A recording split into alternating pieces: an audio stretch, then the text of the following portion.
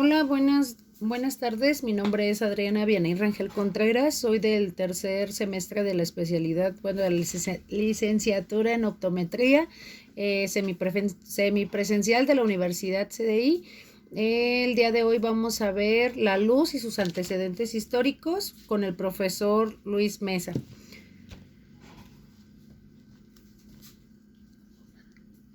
La luz ha sido considerada a lo largo de la historia unas veces como una onda y otras como un corpus. 850 años antes de nuestra era, Homero recoge las creencias populares en la Idiala y la Odisea. Los ojos de los seres vivos proyectan rasgos de fuego sutil y la visión se produce por el encuentro de ese fuego interior con la luz exterior. Todo lo que irradia luz en el universo está dotado de la facultad de ver, así como ocurrió en particular con el Sol. Estas dos ideas permiten a Empédocles enunciar la primera teoría sobre la luz basada en la concepción filosófica dual de los fenómenos según el de los ojos. Los objetos emiten efluvios de fuego. En la fase cósmica del amor, los efluvios van de los objetos a los ojos. En la fase cósmica del odio, los efluvios van de los ojos a los objetos. Años más tarde, Demócrito y Platón formulan las primeras teorías granulares sobre la luz. Los efluvios son chorros de partículas que viajan a velocidad finita y el ojo las percibe como un flujo continuo. Para Demócrito, las partículas están vacías, presentan diferentes formas y orientaciones y se asocian entre ellas. Para formar colores, para Platón eran tetaedros macizos y los colores se producen porque tienen diferentes tamaños y viajan a distintas velocidades. Medio siglo más tarde, Aristóteles formula la primera teoría dinámica. Para él, la sensación visual se produce porque los efluvios modifican las cualidades del medio. La luz es la acción del medio transparente. Cuando ha recibido un impulso por el fuego, esta acción se propaga de manera instantánea. En estas dos concepciones han llegado hasta nuestros días con sucesivas modificaciones. Teorías corpuscular es de Newton y Einstein, y teorías ambulatorias de Huygens, Fresnel y Maxwell. Los tratados de óptica de Euclides y de Ptolomeo perfilan las leyes de la óptica geométrica que se establecerán definitivamente en el siglo XVIII. Para Euclides, los ojos emiten rayos luminosos rectilíneos formando fondos de apertura discontinua. De esta manera, introducen los conceptos de perspectiva y agudeza visual. Para Ptolomeo, los conos son de apertura continua que permiten al observador percibir la distancia a la que se encuentra el objeto.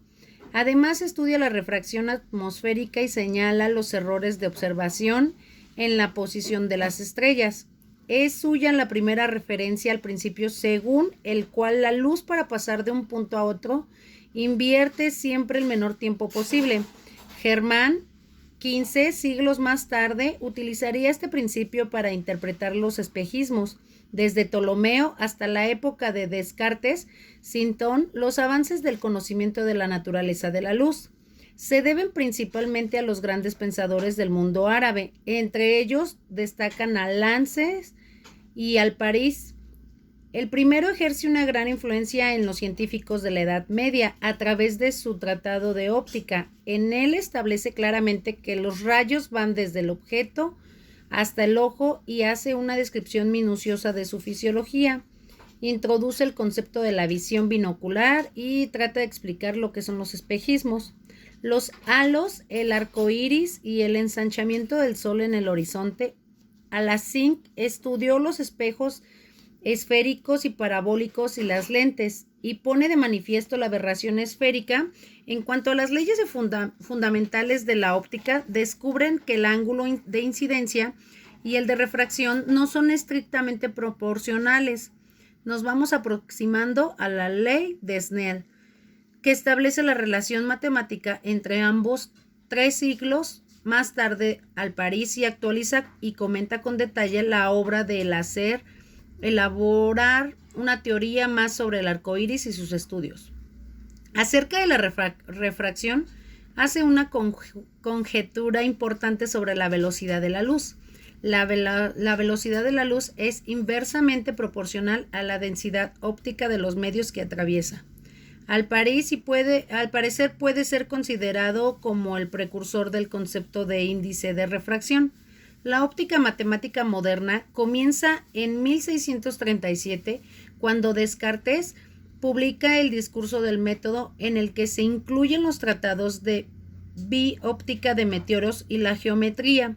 Son ensayos de método ideado para guiar a la razón y buscar la verdadera en las tiendas. En Sudáfrica aparece por primera vez la famosa ley de la refracción de la luz, establecida experimentalmente en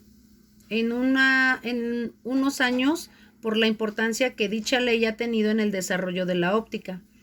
En el experimento utilizado es un láser de helio, neón y una cubeta cilíndrica de plástico transparente llena de agua hasta la mitad. Se aprecia con claridad lo que son los rayos incidentes, reflejados y refractados. Todos estos rayos están en un mismo plano que contiene a la normalidad de la superficie del agua. Se denomina plano de incidencia. El ángulo de la incidencia y el ángulo de reflexión son siempre iguales. Sin embargo, el ángulo de refracción es diferente al de incidencia. La luz se tuerce al entrar en el agua. El seno del ángulo de incidencia es igual a n veces del seno del ángulo de refracción, donde n es el índice de refracción del agua. Respecto al aire, con ayuda a estas tres leyes, Descartes se explica el fenómeno de lo que es el arco iris. El láser simula un rayo de sol que incide sobre una gota de lluvia, representada aquí en un vaso de precipitado de agua. Parte de la luz incidente se refleja perdiéndose en el cielo, parte atraviesa la gota, que se refracta dos veces y sale hacia ella. La parte de atrás de la cortina de la lluvia, de una pequeña cantidad de la luz que penetra en la gota, se refleja en su interior y vuelve hacia el observador. Estos son los rayos responsables del arco iris. Desplazándolo de la cubeta, reproducimos todos los ángulos de incidencia sobre las gotas de lluvia. Después de una sola reflexión, en el interior del rayo sufre un cambio en dirección que puede ser de 180 grados, de 160 hasta alcanzar un mínimo grados de 138. A partir de aquí, la desviación se vuelve a aumentar al concentrarse la intensidad de la luz, que sale de la gota de una dirección determinada. Se produce el fenómeno de arco iris. El arco iris es una maravilla de la naturaleza tan notable que yo no había sabido escoger un ejemplo mejor para la aplicación y menor. A mediados del siglo XVII también se produce una serie de descubrimientos que influyen notablemente en las teorías sobre la naturaleza de la luz. El físico italiano Francesco Maria de Grimaldi, al observar la luz que atraviesa una pequeña abertura, se da cuenta que la transición hacia la sombra es progresiva y no brutal como tendría que ser si la propagación de la luz fuera rectilíneo. Existe un cuarto modelo de propagación de la luz, la propagación por difracción, distinta de los tres modos conocidos hasta ahora. La preparación directa, reflexión y refractiva. Esta manera de tratar la difracción es muy similar a la actual, establecida por Sommerfeld a finales del siglo XIX. La difracción es toda la desviación de los rayos luminosos a su trayectoria rectilínea, que no pueden ser explicadas por una reflexión ni por una refracción. Con objetivo de interpretar el nuevo fenómeno, Grimaldi se inclina por una teoría dinámica de la luz. Después, el astrónomo y matemático inglés, el primero que adopta un punto de vista ondulatorio, según el cual la luz consiste en rápidas vibraciones que se propagan a velocidad. Las vibraciones son perpendiculares a la dirección de la propagación. Por aquella época, Bartolí nos descubre la doble refracción y Huygens la polarización de la luz. Roger, utilizando la observación del astrónomo, casi ni sobre los periodos de los satélites de Júpiter, ni por primera vez la velocidad de la luz hacia los finales 17. Christian Huygens publica su trabajo de la luz, la describe como un movimiento de la materia que se encuentra entre nosotros y el cuerpo luminoso piensa que es análogo al sonido y que por lo tanto necesitamos un medio de material para propagarse. El principio de la propagación consiste en suponer que todo punto del medio al que llega una perturbación luminosa puede ser considerado como la fuente de una nueva perturbación que se propaga en forma de ondas esféricas. Estas ondas secundarias se combinan de tal manera que su envolvente determina el frente de toda onda en todo instante posterior. Con este principio, Huygens explica perfectamente las leyes de la reflexión y refracción de la luz y elimina el error conceptual de la propagación instantánea que aparecía anteriormente en las teorías dinámicas. Si la luz emplea tiempo para su movimiento, como sugiere Romer, se deduce que este movimiento comunicado a la materia es sucesivo y por consiguiente se extiende como en el sonido por superficies y ondas esféricas.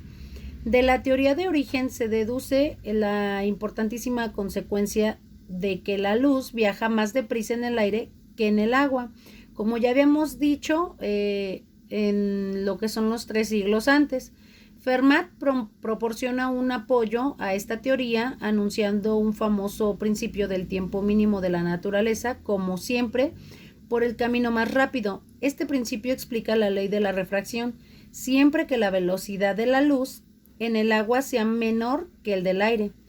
Permite también entender los espejismos, el enchanzamiento del sol en el horizonte y general en las trayectorias curvilíneas en los rayos de luz. En la cubeta tenemos agua azucarada con una concentración que aumenta cuando disminuye la altura. Lo mismo le sucede al índice de refracción y esto hace que el camino más rápido para pasar un punto a otro no se halle en línea recta. Aunque la teoría ambulatoria goza de credibilidad, tiene eminentes seguidores que no aplican la polarización de la luz ni la existencia de distintos colores, y si el físico y matemático inglés Isaac Newton, quien da un paso de gigante interpretación en 1666, descompone un prisma, la luz blanca encuentra que los colores están caracterizados por índices de refracción distintos y al atravesar el prisma se dispersa en diferentes direcciones. Este hecho sugiere a Newton la idea de que la luz blanca está compuesta por un cierto número de colores puros, a los que denomina espectro. Piensa que si los vuelve a reunir, debe obtener de nuevo luz blanca, con una lente junto a colores sobre una pantalla y comprueba la veracidad de su hipótesis. Suprimiendo la parte azul del espectro, observa la coloración roja complementaria sobre lo contrario.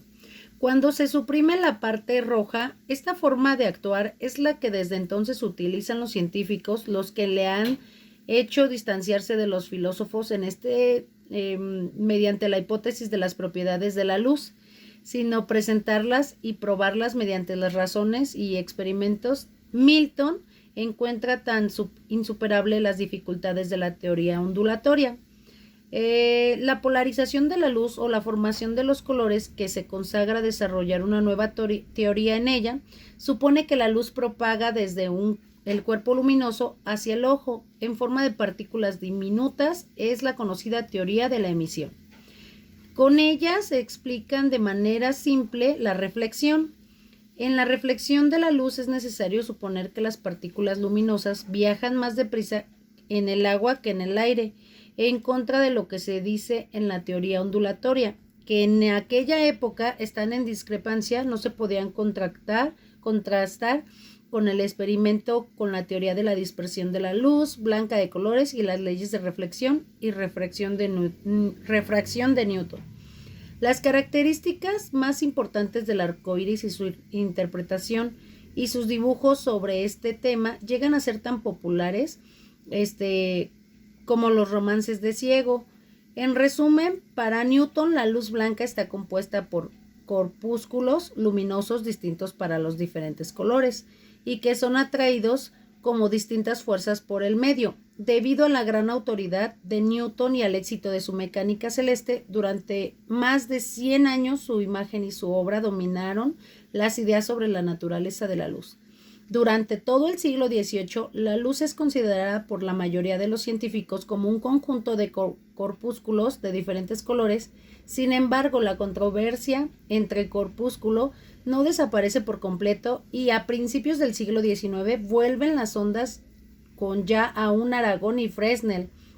Con ellas se explica correctamente todos los fenómenos de interferencias de la infracción y polarización de la luz. Las interferencias se producen cuando dos haces procedentes de una misma fuente recorren diferentes caminos y coinciden en un mismo lugar del espacio. Por ejemplo, cuando un rayo láser luminador rendijas muy próximas entre sí y los dos hacen que se extinga a través de las que interfieren en una pantalla.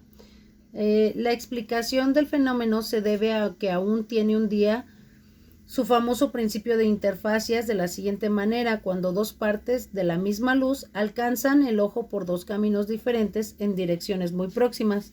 De intensidad es máxima si la diferencia de los caminos recorridos es múltiplo de cierta longitud y mínima en el estadio intermedio. Aragón lo expresa de manera más contundente. La luz añadida a la luz puede en ciertas circunstancias producir la oscuridad. El enfrentamiento entre los adeptos de las dos teorías se agudiza cuando en 1818 dos fieles seguidores de la teoría corpuscular de Newton Laplace y Dio proponen la difracción como tema para el premio de la Academia en París.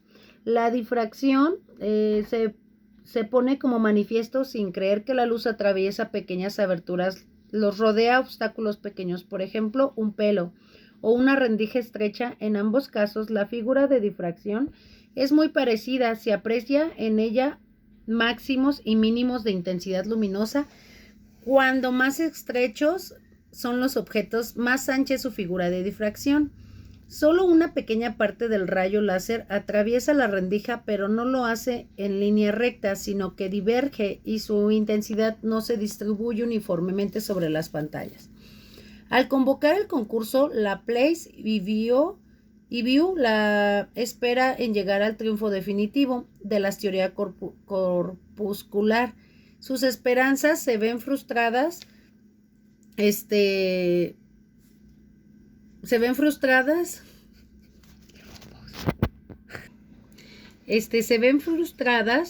cuando el premio es otorgado a Fresnel, cuya explicación del fenómeno está basado en la teoría ambulatoria. Lo esencial del trabajo de Fresnel consiste en una síntesis de la envolvente de Huygens y del principio de interfacias de Jaume. El nuevo principio se enuncia de la siguiente manera: las vibraciones de una onda luminosa en cualquiera de sus puntos se puede considerar como la suma de los movimientos elementales que le llegan en el mismo instante por la acción separada de todas las porciones de la onda, no obstruida, considerada en una de sus posiciones anteriores. Cuando la onda plana no es interrumpida, la construcción de Huygens da lugar a otra onda plana, porque en ella intervienen todas las ondas secundarias, pero cuando es interrumpida, solo las que parten de la rendija contribuyen a la difracción y la envolvente deja de ser una onda plana, según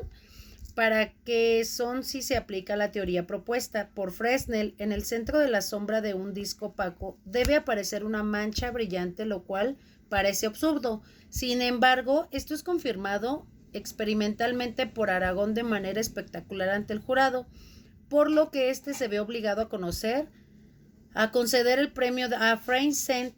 Podemos repetir el experimento con un pequeño círculo negro y un rayo láser en una sombra de un círculo que se ve en efecto un punto brillante.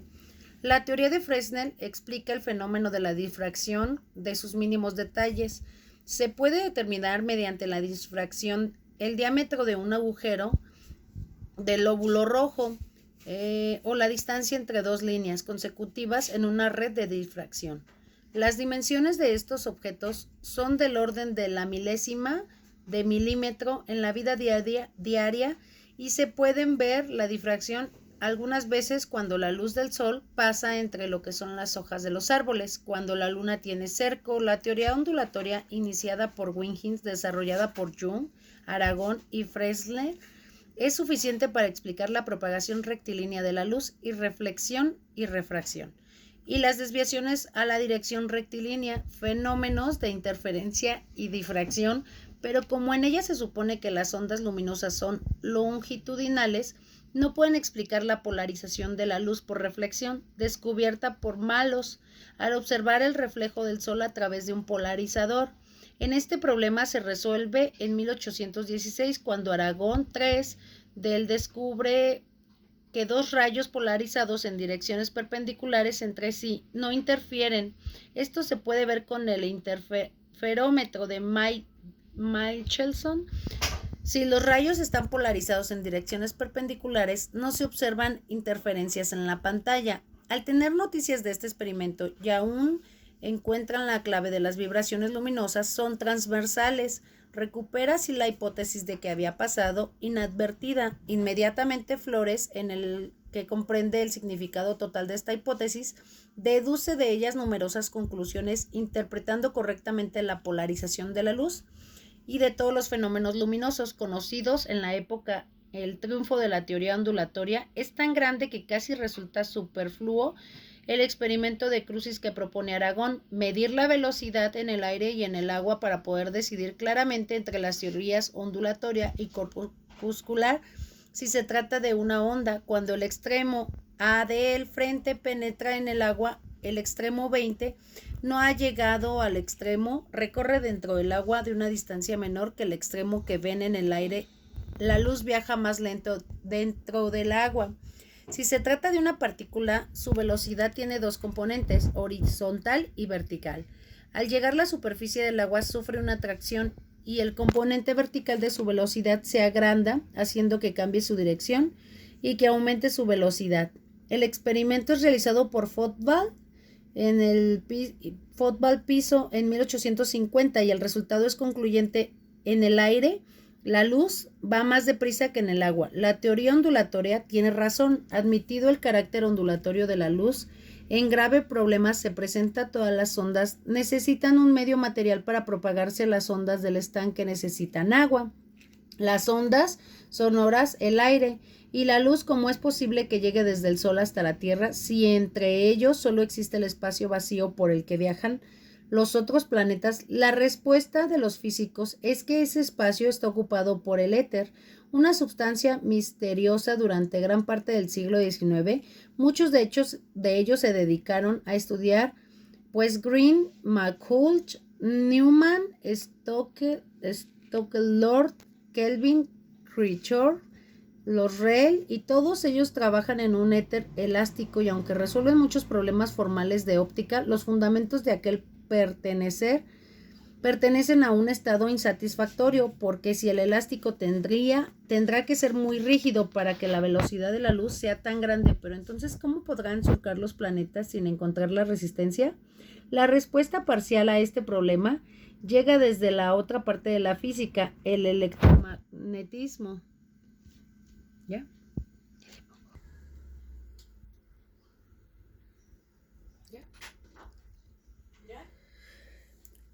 Los trabajos de Planet World y Einstein abren un nuevo campo a la física cuántica, que Heisenberg, por lo de Brooklyn, Schrödinger y Dirac desarrollan. Por medio de esta teoría se ha obtenido un conocimiento muy profundo de la estructura de átomos y moléculas. Ha influido fuertemente en el concepto actual sobre la naturaleza de la luz. La historia comienza en el año 1900. El físico alemán Max Planck introduce una hipótesis revolucionaria para interpretar la curva de emisión luminosa del cuerpo negro y el Sol.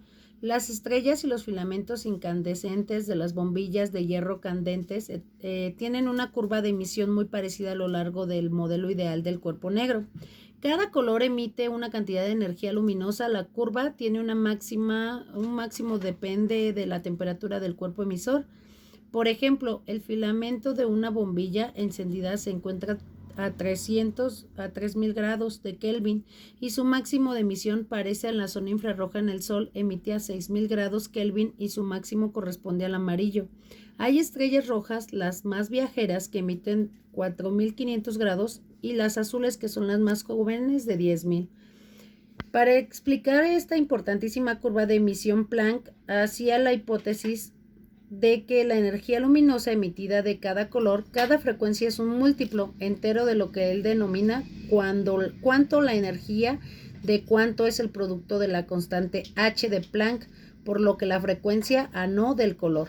Los físicos no aceptan totalmente la hipótesis del Planck, más que después de los trabajos de Einstein y Seaborg, basándose en las ideas de Planck, Einstein, que establece que la teoría corpuscular de la luz baja, una nueva forma de los cuentos energéticos, son verdaderos corpúsculos de la luz, a los que bautiza con el nombre de fotones. Con ellos interpreta de manera magistral que el efecto fotoeléctrico descubierto por Head a finales del siglo XIX, cuando la luz llega a una superficie metálica, arranca electrones dentro de ella, produciendo corriente eléctrica, pero esto no sucede siempre.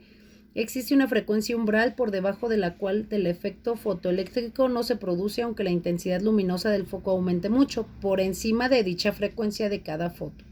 Arranca un electrón, parte de la energía H se emplea en arrancar el trabajo de acción fin y parte de la comunicarle una determinada velocidad energía cinética y subtel. Esta energía cinética es directamente proporcional a la frecuencia nu del fotón y aunque hagamos aumentar la intensidad de la radiación luminosa, no aumenta la velocidad de los electrones que arranca como habría de esperar en la teoría ondulatoria, sino que lo que aumenta es el número de estos, como se deduce en la teoría corpuscular de James. Estas ideas sobre la naturaleza corpuscular de la luz resucita a Einstein en 1905, enlazando con Newton, Demócrito y Platón, que le permite en 1916 sentar las bases de lo que hoy se le conoce como emisor láser. Cuando llega un fotón, llega a un átomo y su energía H no coincide con las diferencias del sub, menos eso, un medio de sus niveles es absorbido totalmente y el átomo pasa a un estado excitado, así como el ojo detecta la luz que le llega al átomo, se encuentra en un estado excitado de manera espontánea y desciende el nivel inferior emitido en el fotón, así como se produce la luz. Einstein, con un objeto, interpreta la curva del cuerpo negro del Planck, introduce la emisión estimulada cuando un fotón choca con un átomo excitado. Este último se puede explicar emitiendo otro fotón idéntico a este proceso de amplificación de la luz. Llega un fotón y salen dos, no puede ser interpretado de la teoría clásica y constituye el mayor hallazgo de los últimos tiempos en lo que se refiere a la naturaleza de la luz. El número de observaciones que conforman este carácter corpuscular de la luz ha ido creciendo de año en año, extendiéndose a otro tipo de radiaciones electromagnéticas, tales como los rayos X, gamma. Esto ha dado lugar que se reconozca la validez de tanto teoría ondulatoria como la corpuscular. El desarrollo de esta teoría cuántica ha conducido al esclarecimiento parcial de esta situación, de manera que hoy podemos decir que la luz se produce en los átomos en forma de fotones corpúsculos que se propagan en formas de ondas y es detectado por los ojos y los detectores en forma de corpúsculos.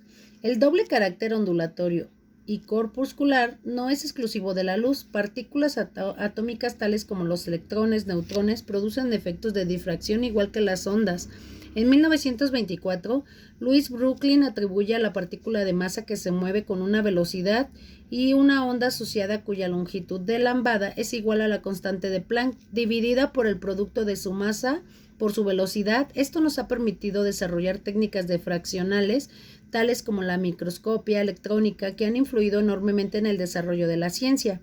Esta paradoja sobre la dualidad onda-corpúsculo que se presenta en la luz y en el mundo atómico nuclear proviene según señal de Heisenberg en 1930, que los experimentos que realizamos siempre intervienen un número muy elevado de partículas atómicas.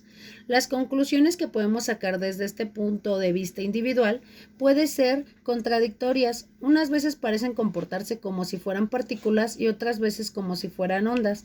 Debemos tomar las dos teorías como a medida de representación de la realidad, más o menos convenientes en función del experimento que se quiere explicar.